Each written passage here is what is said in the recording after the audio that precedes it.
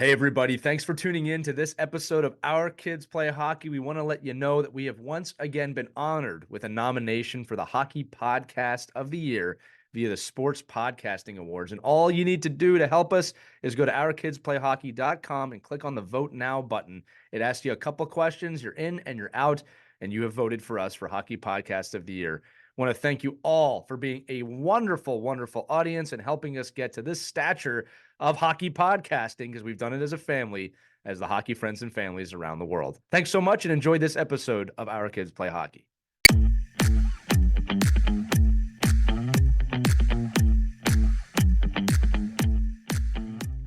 What's up, everybody? Welcome back to another exciting edition of Our Kids Play Hockey. Great topic today. The car ride home is not for coaching. And obviously it's a discussion as always, but we really dive into this not just the car ride home from the game, but the car ride to the game, and dive into kind of that ethical discussion of what's commonplace, what's right, what's wrong. And again, we give our opinions. We want to hear from you as well, but the discussion that was created is definitely going to make you think a little bit about the game. All right. So before we jump into it, as always, before every episode, check out whenhockeystops.com. Get your early access copy of the book that Christy and I wrote. It's a children's book. It deals with adversity. What happens when you can't play the thing that you love the most? And our main character, Leon, has to deal with that and find his way forward through the game. It's getting unbelievable reviews. You've seen a lot of those out right now if you're following our channels. Everybody from Ryan Whitney to Daniel Briere to Rick Nash have really endorsed the book. We're humbled by it. We can't believe the praise it's getting. But obviously, this audience is super important to us. This is the audience that inspired us to write the book.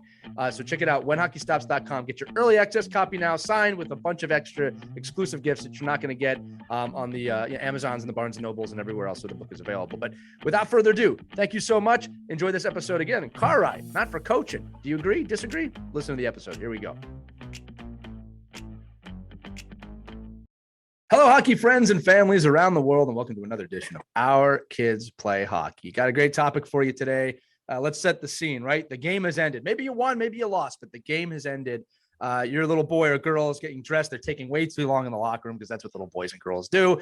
You finally get them dressed. You get them out to the car, sticks in the car, bag in the car. You're probably figuring, do we go eat? Do we go home? And then you're driving and you want to say something to your child about the game. You have to tell them about the game. You got to ask them about the game. Or maybe you're one of those parents who doesn't. Either way, today's topic is all about the car is not for coaching. I'm not going to lie to you. I have a hard time with this myself as a coach, as someone who's been involved in a long time with the game. I'm joined, as always, by my good friends, Christy Casciano-Burns and Mike Benelli. I'm going to get their thoughts on it too. And just in case you didn't know, the way this topic came up is obviously something that we deal with during the season, but was looking in Christy's book, My Kids Play Hockey, right? I look in there sometimes for episode ideas, not that there's ever any shortage of ideas, but just something that, hey, maybe it'll spark something. First one I looked at, cars not for coaching. I said, hey, Christy, we're going to do a whole episode on this. Let's get Benelli. Let's jump on with the gang and all our loyal listeners who are here. And before we jump in, I do want to say we're getting a lot of emails from fans. We're getting a lot of interaction. Really appreciate you watching and listening to this show, however you consume it.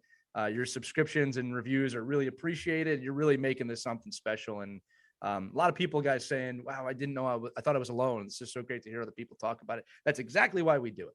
So without further ado, let's dive into it. Christy, I'm going to go right to you because you wrote the article about the car. We've all done it.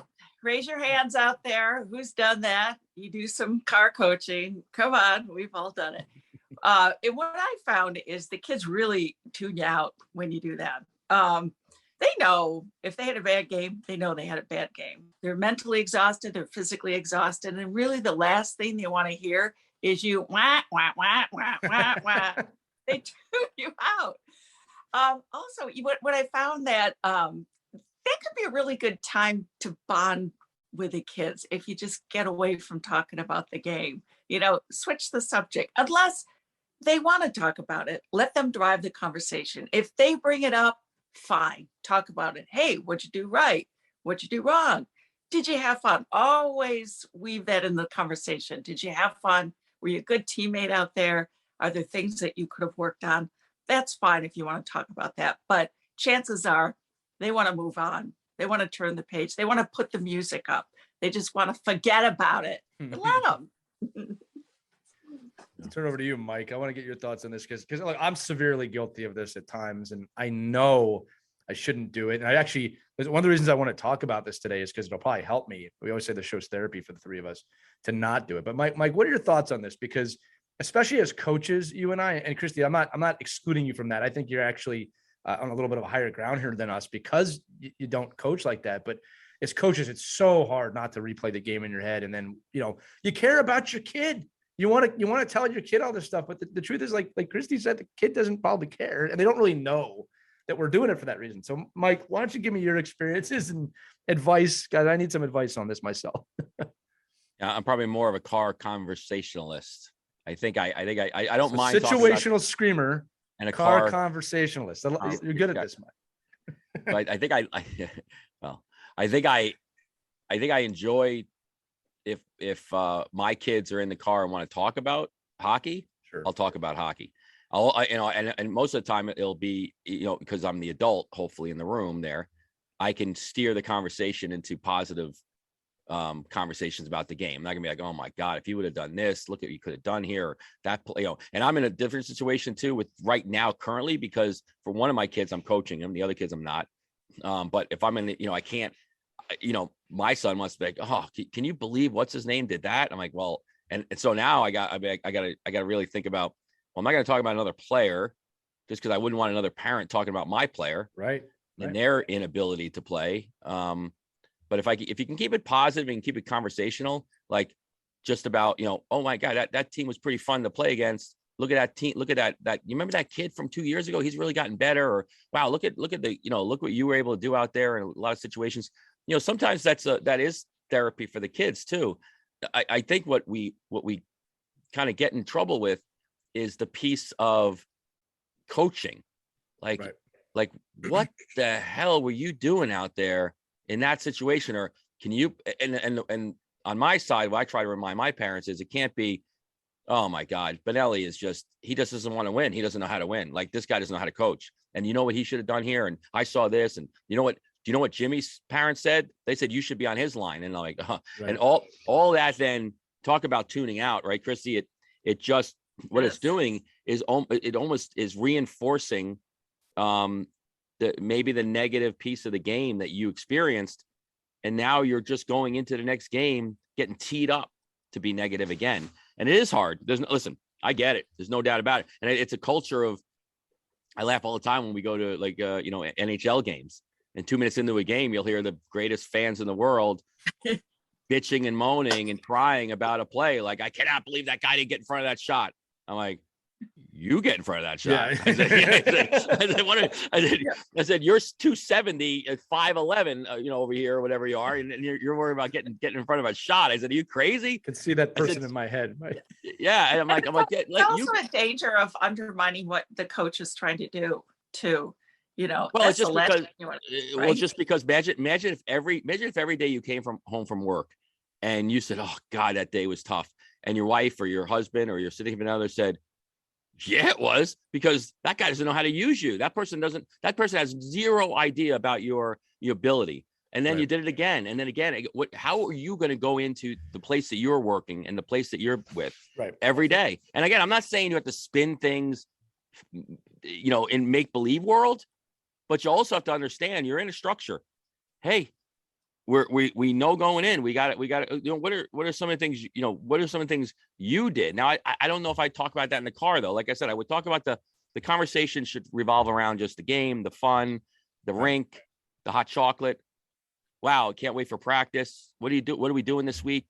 And then let the negative and the positive, because I think we all want to talk about the positive stuff, right? Kid scores 4 goals. It's a great ride home. Your kid is on the ice for 4 goals against. It's misery. And I think it's a very long ride home. Long ride home. One. So I think just like we say to coaches, like I just did actually a course a couple of days ago with a group of coaches where even your demeanor going into the room, we've talked about this in our show about you can't just go into the room after the games all hunky-dory and flowers and candies after a win and then shun the kids after a loss. Like there's got to be medium. So in my opinion, if you're going to be a conversational dad or mom in the car, be that way all the time. Right. and be that way in a structured, like you need to structure yourself. Like you need to give yourself the parameters of where you want to go. So I want to organize this topic a little bit, because Mike, there's a few things I definitely want to pull a thread on. And I think what we need to do, and one of the things I like about the show, is kind of discuss the do's and don'ts from our point of view. I'll always say to the listeners, like, these are opinions, they're not facts or anything like that. This is just, where we come from. But I want to start with the don'ts. Something you said earlier that I was like, oh, I got to bring that up, is commiserating about other people on the team or comparing your kid to other people on the team. Like these are my big no-nos for me. All right. Like when I'm in the car with my kid, if I'm talking, right. And again, I have to be better about this. I'll be very vulnerable with that. But the things I'm trying to teach are accountability, effort, like the core values of him as a person, and striving to be better. Is nothing to do with really the team. But parents, I have to say this. If you are comparing your kid to another kid on the team, there are ways to do that can be conducive to helping, but most of the time it's negative. And if you are commiserating about decisions that the coaching staff made, to a certain point, you're actually hurting the team and you're hurting your own kid. And I'll tell you why. All right, because you're teaching your kid to not be accountable. I'm not going to say that there are not situations where there's bad coaches or bad situations that you need to convey that to your child. I'm not going to say that doesn't exist. It totally exists. But you have to question the situation of, okay, is that the situation I'm in? And then what am I teaching that kid? So I'll give you an example. Let's just say you're in a situation where you really don't like the coach of your team, or you don't think they're doing a good job. It happens. It exists. I'm not going to, again, deny that. Do you want to teach your kid that it's the coach's fault that you're not doing better, and that if you had a better coach, you'd do better? Or is the lesson, this is the situation we're in, you have to take action and you have to move it to the next level? I was just interviewing somebody the other day. Oh no, we were interviewing. It was Daryl Belfry made this great point about at practice, about coaches doing the same drill over and over and over again at practice. And Belfry said, he says, it's not the coach's fault. It's what are you doing to make that drill more conducive to you? It's the same thing in the car. All right. Your child is going to have a boss, a teacher, friends that do this to them in their life. So you need to teach them the skills of, okay, that's the hand you've been dealt. How are we going to deal with it? Don't just commiserate about the problem. You're not going to help them. And also, parents, I'm going to get daggers for this. This is a reflection of you as well. You might be teaching your kid your bad habits too. Again, I'm guilty of that. I'm guilty of that too. We all are, all right? Because we care so much. You don't want your kid to be in any pain. I get it. But I oftentimes reflect on myself of like, I talked too much to my kid after the game. I really should have been better. And I'm projecting my wants, and this has nothing to do with him. He doesn't even care about the game after it's over at the Mike level, right? To be fair. All right. But that's the first don't commiserate too much. Don't put the onus on other people, and do not compare your kid to another kid on the team. Don't say, hey, did you see what Rebecca did out there? How she skated? You have to do that. That's not the right way of doing that. All right. In my opinion, and Mike, Christy, you can comment on this. If you're going to do something like that, it's, I love how Rebecca skates so hard. What can we do to get you to do that? What do you think we can do to work on at home to get you to that speed? That's a better way of doing it. And you don't even have to bring up Rebecca, to be honest with you, at that point. But don't compare your kid to other kids. Don't blame it on the entire coaching staff. If there's a situation that happened, it's how are you going to deal with the situation internally, accountability wise? That's my opinion. That's the type of messages that I do try and give. And when I do talk, I feel like I do that. It's not this kid did bad. It's, Logan, what could we have done differently to be better in that situation? That's my thoughts. Yeah. I mean, go ahead, Christy. No, I was never into the whole comparison with skaters unless my kids bring it up. They might say, wow, look at the speed that, Michael has. Yeah, he's, we'll talk about it. Do you know why he has that kind of speed? He practices every day, and, he has a speed coach, or he has, this kind of, do you want that? You can bring that up. Is that something that you want? Is that something you want to work on? I'll help you. But we never really got into the whole comparison thing. No, I don't think you would, Chris. I've seen parents do it though. And it bugs me. Like I said, I don't think any of us on this panel are like that, but I'm trying to take myself. I've seen the bad, and I've seen kids do that. But the point you just made that I want to reiterate is And I love that because that's how it is too. I've had my own kids say, well, this kid scores every game. Mhm. And I go, well, yeah, kid plays on 3 teams. Right. So what we did is I said, look, what I can do, Logan, is I said, I can make a hockey gym in our basement. We could practice more, but you have to put the time in. That's the accountability side of it. So Exactly. I turned it quickly away from the comparison to, no, this is about you. This is about me and Right. what we can do together. Right. I just think that's the right way to do it. I just agree with you. would not compare your kid to any other kid on the team Yeah. in a negative way. It just like you don't do that with siblings. Not supposed to do that with siblings either. Yeah, I also think that we have to step back sometimes as parents and just understand that your kid, no matter what gym you build them and whatever skills coach you get them and whatever extra credit you help them and provide for them, it's just not going to be as good as the other kid. Or maybe they're the best kid. I mean, Yeah. I think it's hard for us as parents overall across the board, sports, academics, to allow our children to find the right path and to find what they excel at by their exploration, right? I can't even say that. Exploration, But you got it. Exploration. You got it. Just There's that little finding Connecticut accent on there. their way, and it's almost like I use it, and not only with my own kids, I'll do this even advising, when I'm working with other athletes at every age. They're like, oh my God, I go, well, you've got to just find your role and be good at what you do. And maybe you'll never score a goal. Maybe you'll never score a goal in high school, prep school, college. But what are you doing? Right. And why are you here?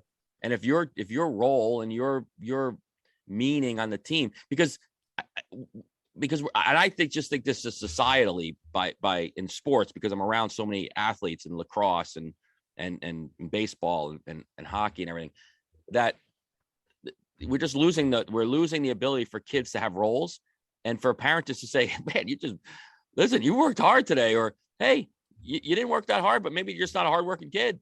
So that's who you are. You either own that or you do something about that. But I don't know if it's 10 minutes after a game that you're having that conversation. Well, I'll also say this too with that, Mike, is that, the lazy kid today might not be the lazy kid 5 years from now. Like we all have to go through that. You don't know what sparks them. You don't know. And Right. The super competitive kid today who you keep driving and driving and driving and driving. Burnt. Yeah. Burnt out. And I often say it's easier to burn a kid out than inspire a kid. Yeah. It's hard to get a kid. It's hard to get a kid that's not that kid. I used to make a good living giving lessons to 14 and 15-year-olds with parents that said, can you get my kid tougher? Yeah, I could do that. 8 weeks, twice a week, but I couldn't. I can't make that kid tougher. That person is who they are. Now, can you inspire and find ways? It's hard though. It's hard, but it's so easy to dim the light. Right. It's easy. It's easy just to take a kid in the car and beat them down to a point where they can't find their path because you're trying to find their path for them. And I know maybe it's a little off topic of the car conversation, but think about 27 weeks of car conversations. Yeah. That they're same. Like I say this in skating class, right? If you have a really bad coach that doesn't teach proper skating for 22 weeks, you're going to be a really good bad skater, right? So if you want to be a miserable person and a kid that doesn't know how to find a role and doesn't know how to play within another coach's system and another coach's bench and another teammate's adversity and their challenges, then just keep doing the same thing. Coach sucks, players suck, you're the best, they don't know how to use you. Let's go to another team next year. And you see that over and over and over again. I want to say this too, you're actually making me think about this, Mike. You just said, 27 weeks in the car. It's 27 opportunities, right? And it's fun. And again, you just made me think about this. I promise you, this was not something I planned before the episode. In the new book that Christy and I wrote, When Hockey Stops, my dedication is to my father. Now, I'll say this right away. Both of my parents were extremely influential to me in their own way, and in different times.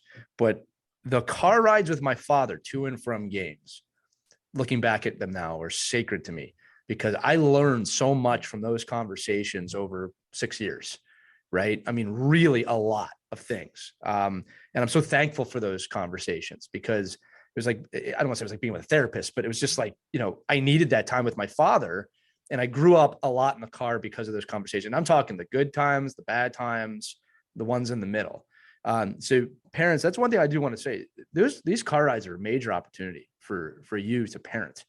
And it's very hard. Mike, you were kind of alluding to this. It's so hard not to make it about what you want it to be about. It's not about you. I get it. I get it as a coach. I want to tell my kids all the things that I'm feeling, but is that right? Is that what he needs in that moment? Or is that what she needs in that moment? You got to check yourself a little bit. The other thing we should bring up here, friends, is that not just the ride after the game, right? It's the ride to the game too.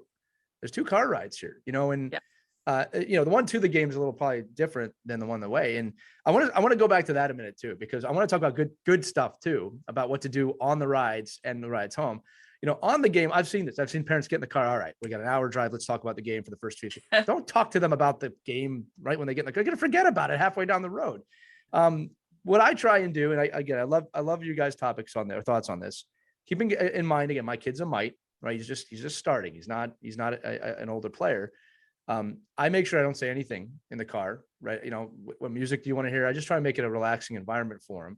But when we're about 5 minutes out, because that's just me and him at that time, usually it's not the whole team around. He's not distracted. I'll just give him the 1 or 2 things that I want him to think about, right? As his coach and as his father, like, hey, Logan, today I want you to remember, you got to keep your feet moving. Good things happen when you keep your feet moving. And I want to make sure that, you're back on defense. That's it. Just very simple.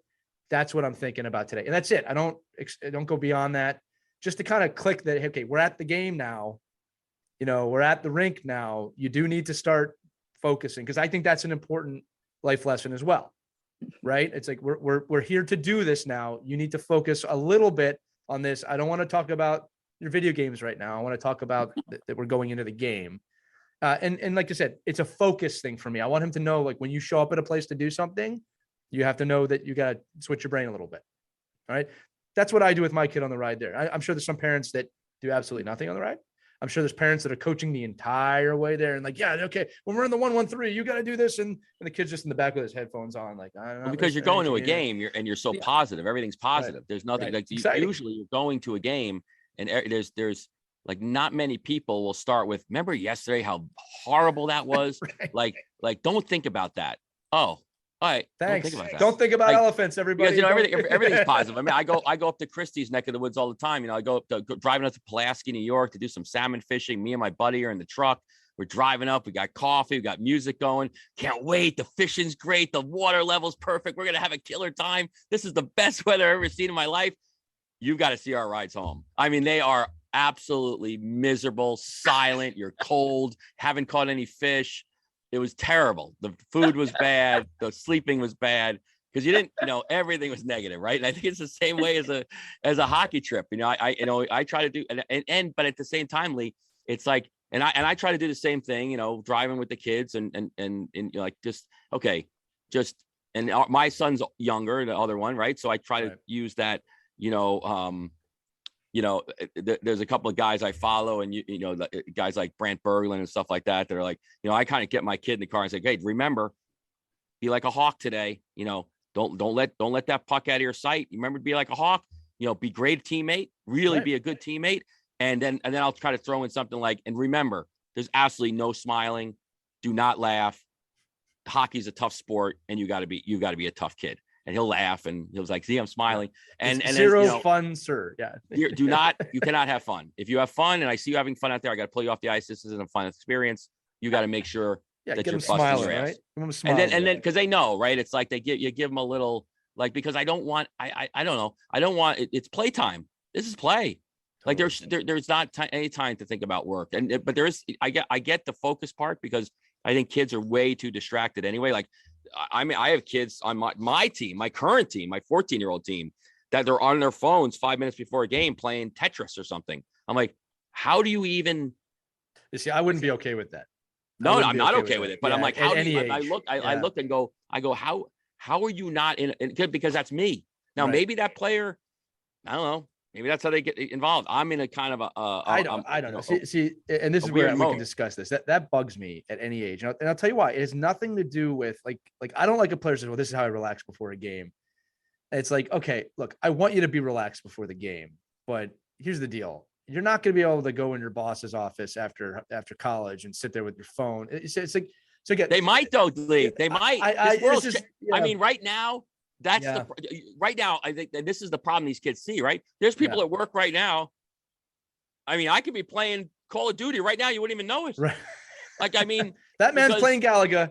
He didn't think we saw him, but we did. No, I mean, it's crazy. Yeah. So the mental part is like, I remember when I grew up, it was like everyone went in the locker room. It was one boom box, right? And everybody listened to the same music. And then it kind of swayed to, okay, head kids. Yeah, that's what it was for me too. But that environment was created. So listen, this is what I'll say, because like at risk of not sounding like an old man myself, is just, look, you have to create the environment in the locker room as a coach. Again, I don't want to get too far away from the car, but I do say, like, if you create an environment where the kids aren't focused, they're going to do whatever they want. Even with our Mike team, they know, okay, a few minutes before the game, coaches bring us together. We have to get focused. And again, they're 7-8 years old. So I get a lot of kids looking off into the distance, but they do know that we have to talk to them. But listen, that's another episode. Let's rewind back to the car. But I think you're right though. The parent in the car preparing that player to be in that mode is a huge piece of it. Like, so if that's the parameter you set up, I'm like say, offering hey, it to them. That's how I feel. Like, I'm offering it to them. Like, hey, let's just get focused. Like, that's what I mean. But I think every parent can help their coach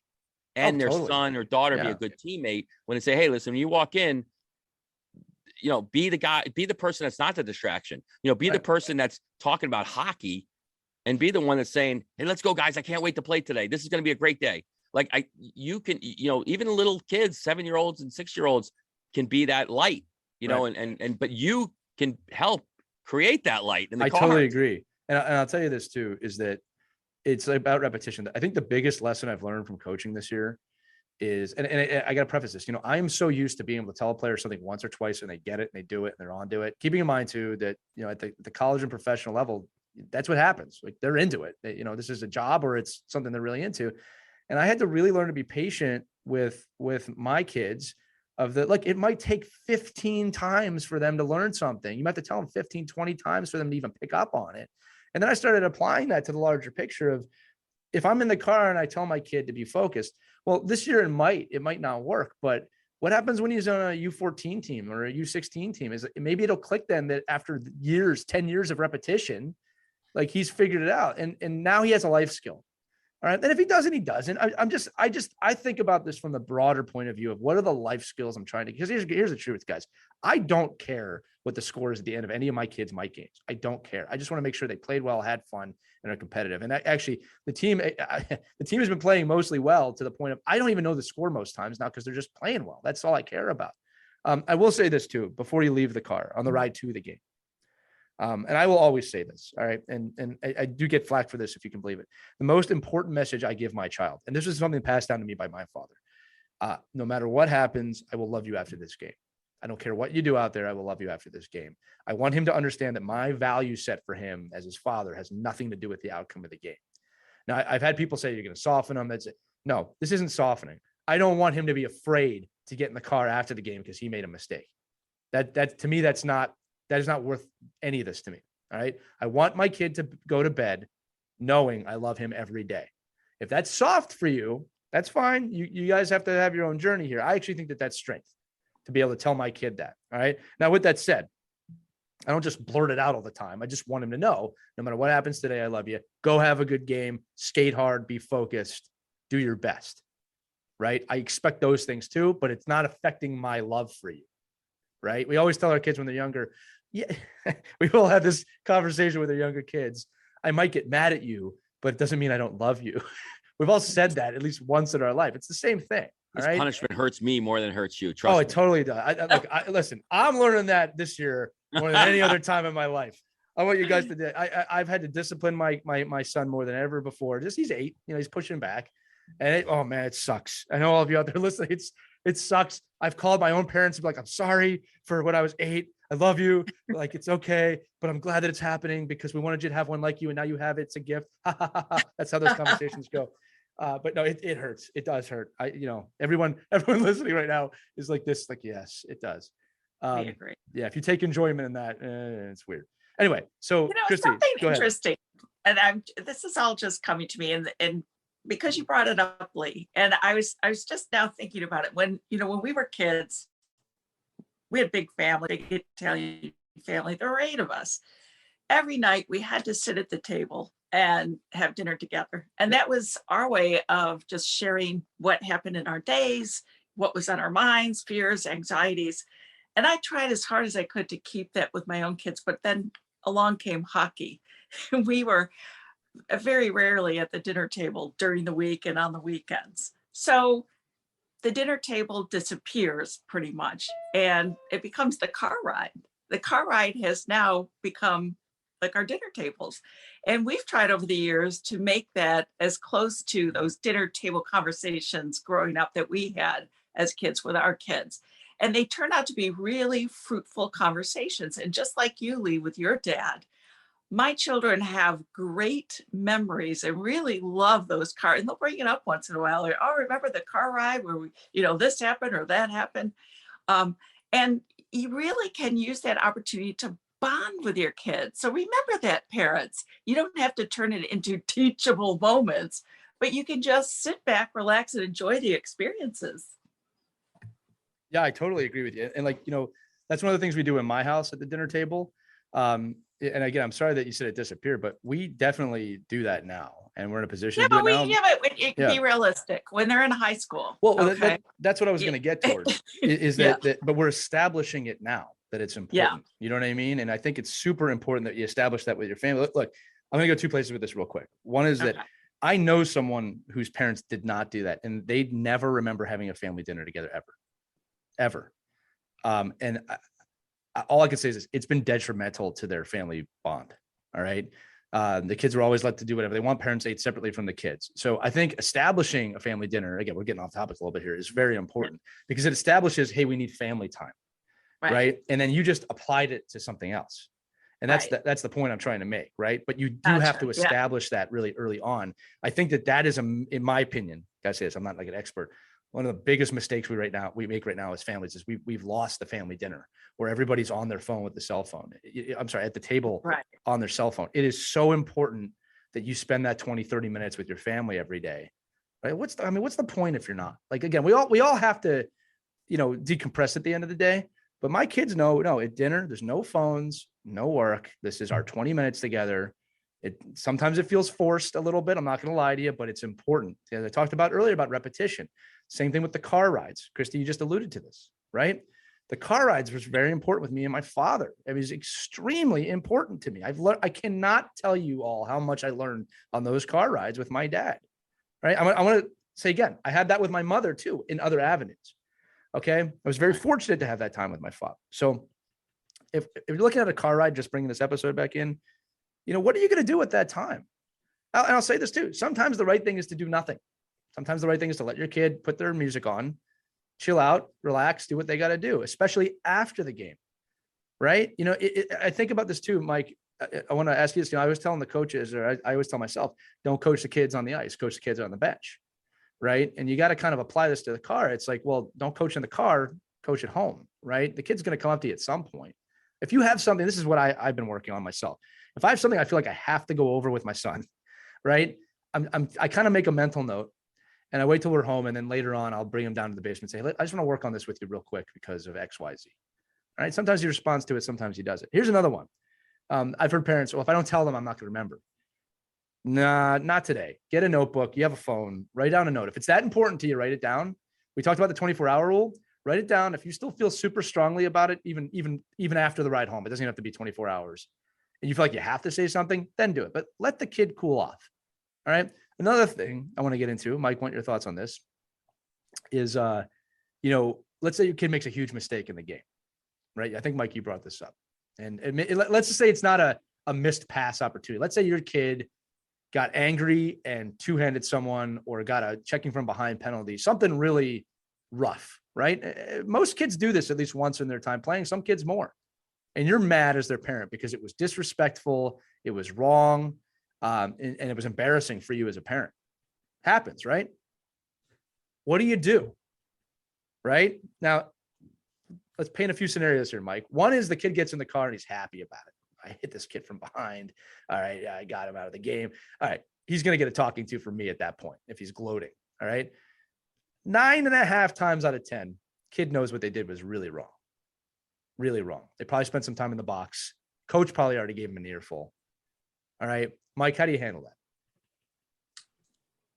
Yeah, well, so I have to look at it from, I guess I try to look at all these kind of things in so many different lights, because more than half, much more than half of the parents that I'm going to be working with, right, with their kids, really don't know anything about the game of hockey. I mean, they know nothing. I mean, and they'll self-admittedly say that until they have until they have their own opinion on something, right? Yeah, I've heard parents say that. They're like, I really don't even know, like, they're in your hands. Like, I have no idea what I should be looking for here. I do know, though, that unsportsmanlike conduct and bad behavior and poor sportsmanship, those, you don't have to be an athlete. You don't have to be a parent of an athlete. You don't have to be an ex-athlete. You just see it, right? And I think so. I always kind of try to look at that in a number of ways. I'm probably more of the, hey, that was pretty bad. We got to learn from that. You could really hurt somebody. Right. And you're the one that's going to, hopefully, if you're not a psychopath, that you're going to be the person that feels pretty badly about that. If you're kind of getting in if you're getting in the car and you're like, oh, if you're the parent and the kid agreeing that ripping that kid from behind, almost breaking their neck and feeling good about it, then, I don't know. I don't even know. I don't even have a conversation for you, really. But if you're a parent that says, wow, that was a really bad situation you put yourself into. It didn't look like you did it on purpose, but you have to understand something. There is respect for your teammates and respect for your opponent. Right. And if you really want to get that kid back, you know what a real tough guy does?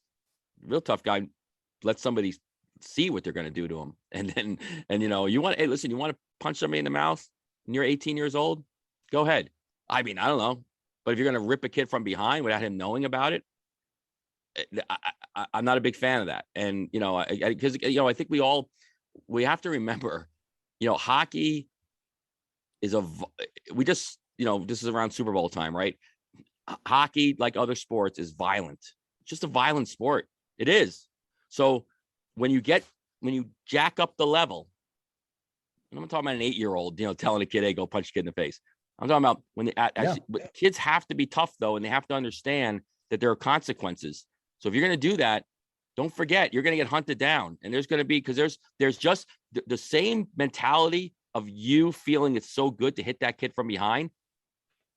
There's kids on other teams that say, right, I'm going to hit this kid from, like, wait. Especially if you're parents too. There's parents if you're in a league, this stuff. No doubt about it. And I think, that's going to be hey, you want your pound of salt? Oh, you're going to get it. Here's the 2 games you play this kid. You're going to hunt him down, and we're going to show him, what you did was wrong. I think all those scenarios are wrong, by the way. Yeah. But they don't help your team. It doesn't help your team, but it's a violent game. It's a violent sport. But there is a level of the fact that we have to have decorum, and we have to be in the coach, the parent, the player, the officials, league administrators. We're all responsible for that. But I think, but we're talking about just the car ride home. There has to be a conversation about accountability, right? Safety, knowing that this is another human being, probably a peer, and that, I understood your frustration there, but we got to be smarter about, right, how we're making those plays. Well, how about this? How about life's not fair too? Like that's another big life lesson. Like life's not fair, right? That sometimes things are going to happen to you that put you down on your knees, and you have to get up and you have to be mature about it. You have to be an adult about it. And if you want to get back, there are ways to do that. That don't involve hurting the other person. Well, here's a quick one. Real quickly, just 1 second too. Conversely to that, the kid that got hit from behind or got slashed or got two-handed, that's a teachable piece too. Right. That, how to protect yourself, where not to put yourself in vulnerable situations. Saying, well, I don't know, he did that to you, but I mean, you kind of provoked him. I mean, I said, what were you doing there? Like, why, because this is the way I teach. when I teach players like safety and how not to put themselves in places to get hurt, especially hitting from behind, the person that hits you from behind is not thinking they want to kill you. They really aren't. I mean, 9 times out of 10, it's just the game. It's happening. The numbers are there. It's a push. It's a trip. I fell. It's reactionary. You spun off. So you, as the person who ends up getting injured, needs to have a level of, well, what position are you putting yourself into? Right. But I think Right. it could go both ways in that conversation. And again, I don't know if that's the 5-minute car ride home, but it's a longer conversation about, I watched you get hit there from behind yesterday. I have to jump in here. This did happen once with one of our kids. I won't out them. They know who they are. You know who you are. You know who you are. And in the car, it was a very short conversation. John basically said, that ever happens again, you're done. Right. Done. And guess what? Never happened again. Sometimes that's the best way to handle it. And, look, one more thing I want to add on this in the car ride home is I've heard this from people I've played with, that their parents have said this. And I'm going to try and run through this quickly. If you've ever thought this or said this, well, that kid will get theirs in the end. Feels good to say it. It's a complete waste of your time and your kid's time. Whether or not and this is not just a hockey, whether or not the person that wronged you gets theirs in the end is so irrelevant, and it is a waste of time that you take enjoyment in somebody else being in pain. I know, again, if you're mad at someone, it might seem like, oh, that's what I want. It's a waste of your time. You need to focus on you, or your kid needs to focus on themselves and how they're going to respond. I remember one time I was incredibly wronged by someone, devastated. And somebody said that to me, well, they'll get theirs in the end. And I remember thinking, what does that have to do with me?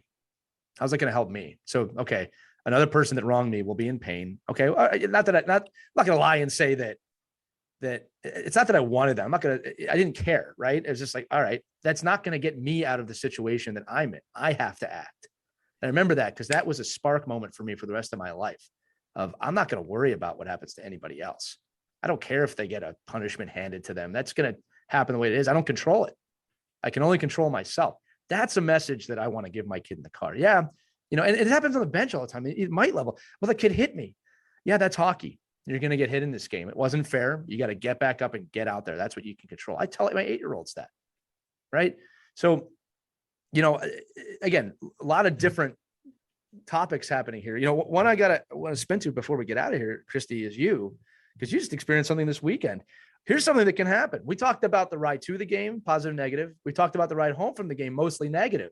What we haven't talked about is the ride home after a great game, because that can be detrimental too if you don't know what you're doing. All right. If it's a great game, in my opinion, the right way to do it is great game. You did so much good stuff today. The team won today. Together, you won. That's great. That's the good stuff. But Christy, this weekend, you were hearing parents say stuff after the game, a Mike game. Oh. I want you to tell the people what you said, because it's kind of disgusting. One of the parents, they were so excited that their little 8-year-olds won. They didn't just win. I mean, the other team, they crushed them basically, and they were bragging about it. Yeah, our kids. Well, they even stopped keeping score. But I was keeping score. I think we ended up 22-0, and they were laughing, and they were taking such, pleasure. Enjoyment. Just say it. They were enjoying it. Like, they were loving that they crushed this other team, and ha, our kids are so great. And it's like, look, did you kind of ease up? Maybe have them work on the passing. Why would we do that? Oh, I don't know. Maybe because that's good sportsmanship. Right. It didn't dawn on them that they were just relishing it. And I thought, oh, it was just so distasteful. I had to go outside and cool off because I just couldn't be around those people. And here's the deal. On the car ride home.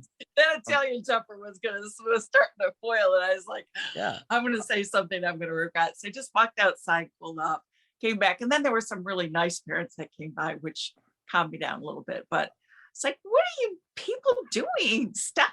Your kids are 8. They shouldn't be crushing other teams 22-0. Stop that. Here's the other thing, Christy. I guarantee you on the car ride home, those same parents, like, you scored 6 goals today. You were so great today. You were awesome today. Let me tell you why that's bad. Now, again, look, I'm not against complimenting your kid if they have a great game. So please don't take anything about to say that way. If your kid played great, you can say, hey, you played really well today. This is the problem. When you start going 7 goals and you beat them 20-0, and that was great. Now you've just set an incredibly unrealistic expectation for this kid moving forward. Now, when they win 4-3, it wasn't good enough. How many of you have been in this position? Mike, I know you've been in this position. it's a tie game late in the game. Your kids are demoralized because it's tie. That's the game you want to be in. I tell my kids, you want to be in the 1-goal game. That's the game when it's close and it's hard. The 20-0 game or the 10-5 game, those suck. I hate those games. All right. Mm-hmm. You want to be in the close game. The reason the kids feel like that in a game like that is because they have not been properly mentally taught how to deal with adversity. When you're winning 20-0, again, good compliments are there, but like, hey, not every game's going to be like that. Not only that, what happens when you reverse it? Because your kid's going to get beat to 20-0 at some point. It's going to happen. It's a teachable moment. It's a teachable moment. Yes, you dominated that team. That was excellent. But just remember XYZ, Mike, I look like you want to say something. That one always bugged me, right? Like you want to be in the close games. You want to be in the competition. That's what this is all about for me. Right. What do you think, Mike?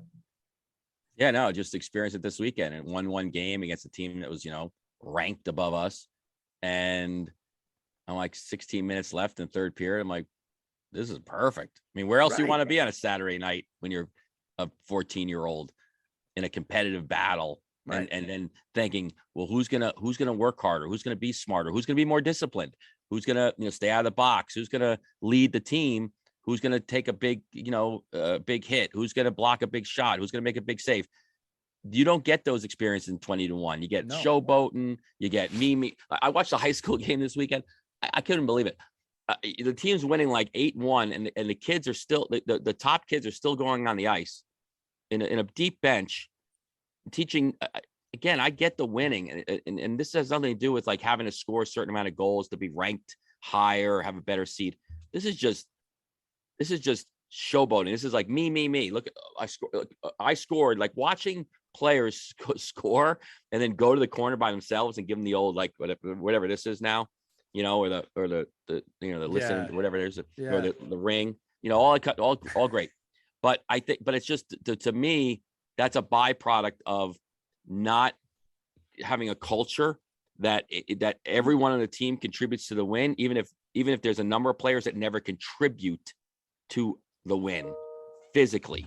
Right. Like they still are. If it's same thing with, so you're driving home in the car, Chris, to your point, parents, it's 20-2. You think you're the greatest team in the world.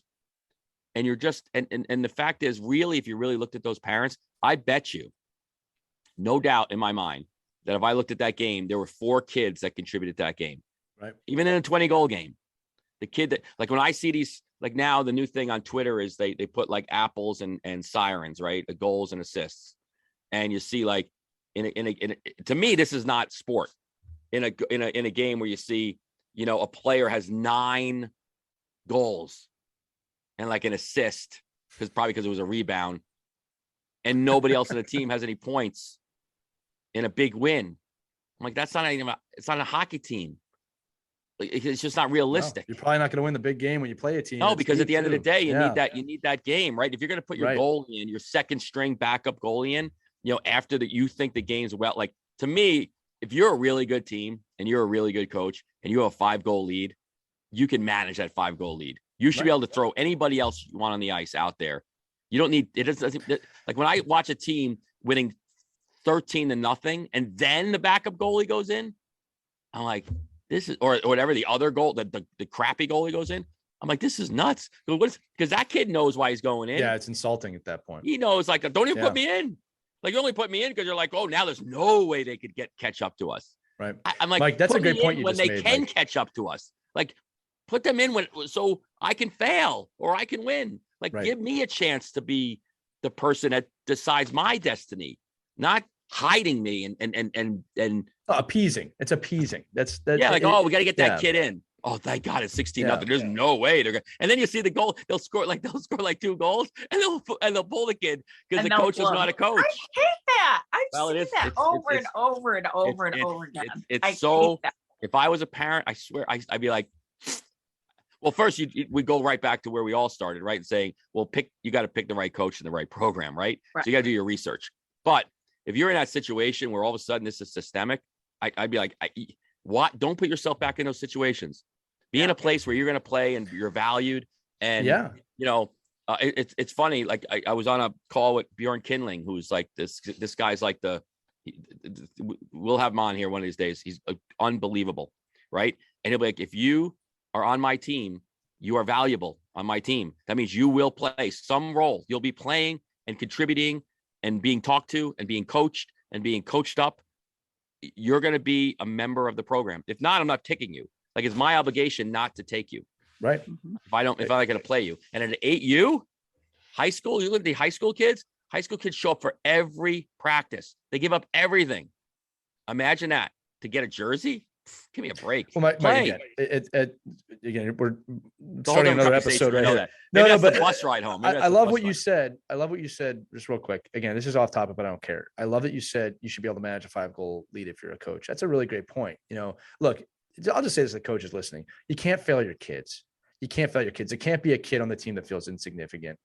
All right. They should all know their roles. The kid might not play much, but he should have a role, or she should have a role. No, but getting this back to car rides, because again, these conversations could go for 7 hours, and our audience would be very upset because they listen to everything that we do. No, but you're making a great point here about those situations. And Christy, I'm glad I asked you about this, because like, you can give your kid the wrong message in the car after a win. All right. And I've seen this, like, one of the things that I'm dealing with right now is, I try and teach respect when a game gets out of hand.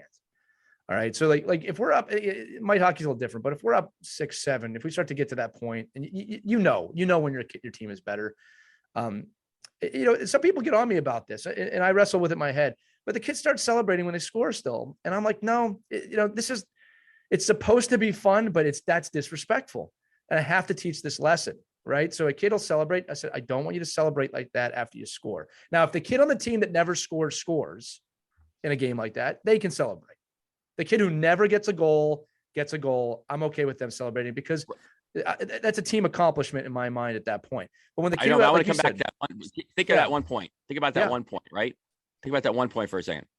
I want to think about that as well, because the other team doesn't know that kid's first goal. Yeah.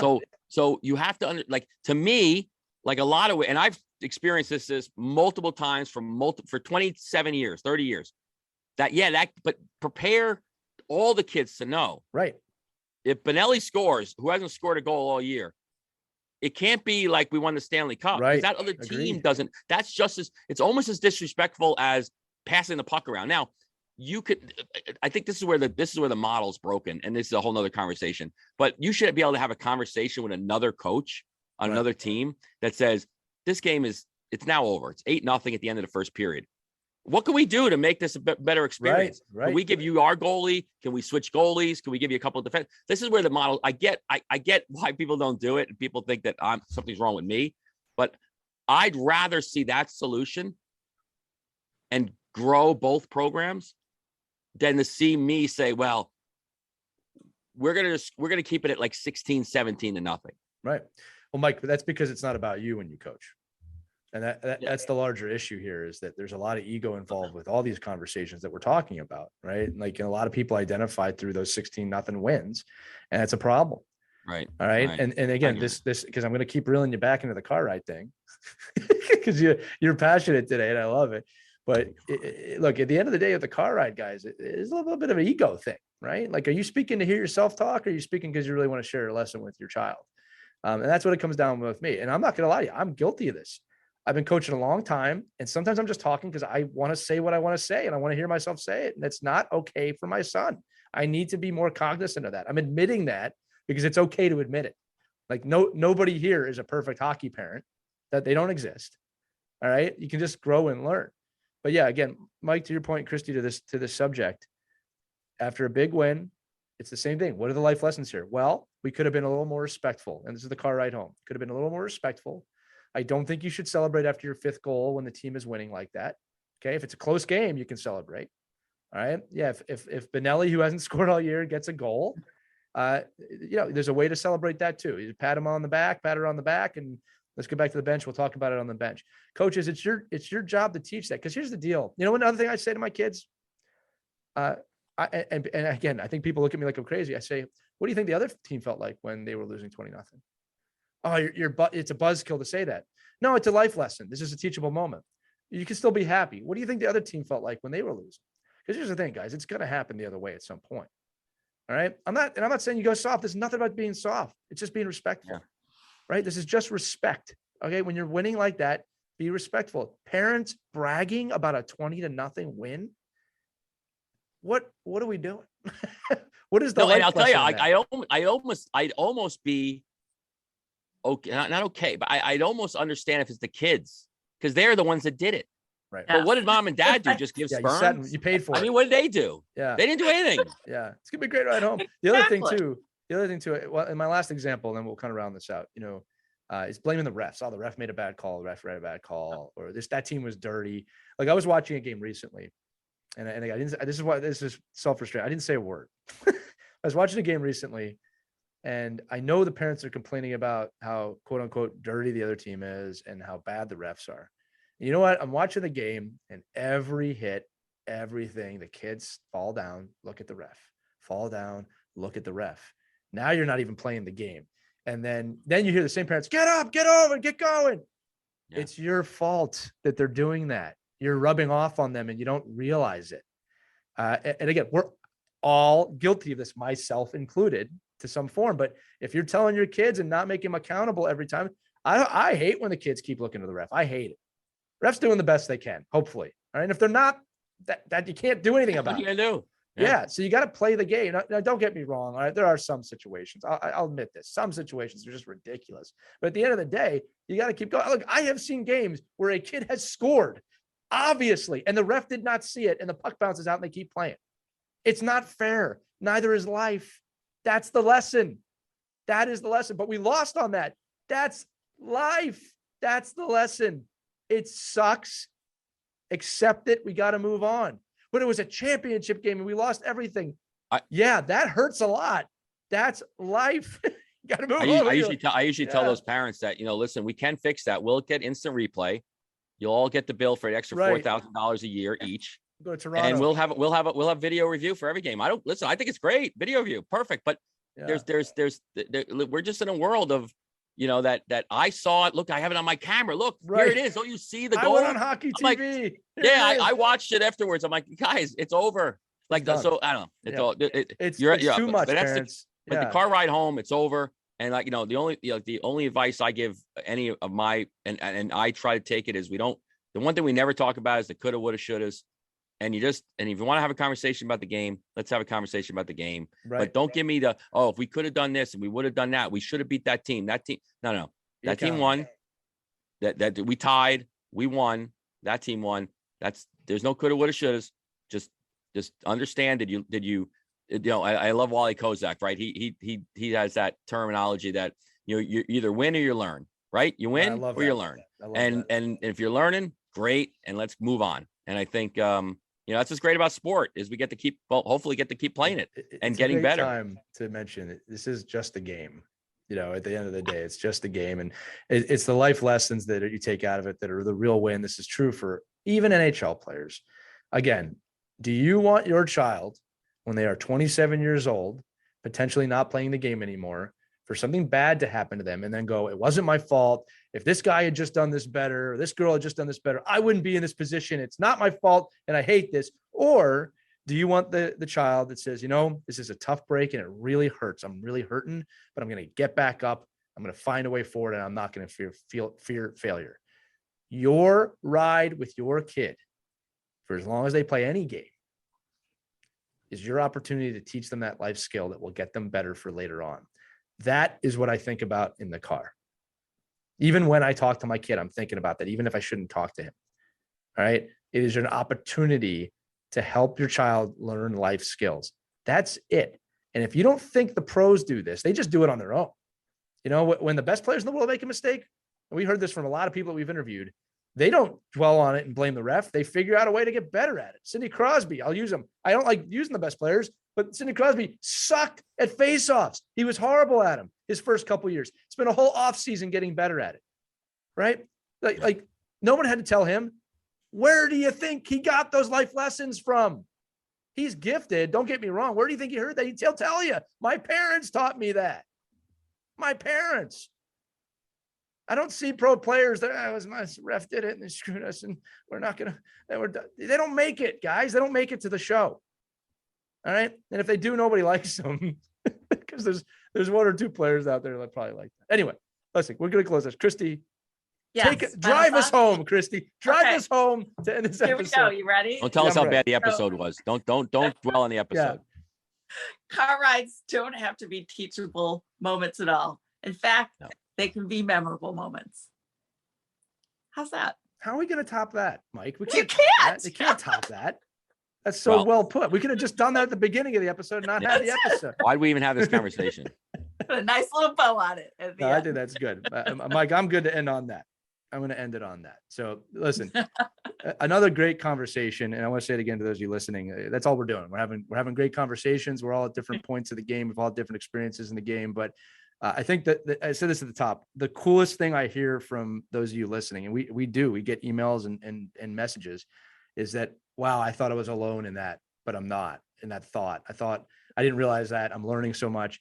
That means more to the three of us than I think anything else, right? The fact that, we know there's people out there that needed this, and we created the show we wish we had. And like I said, it's therapy for all three of us. We talk about this, and Christy's daughter's playing Division I NCAA hockey.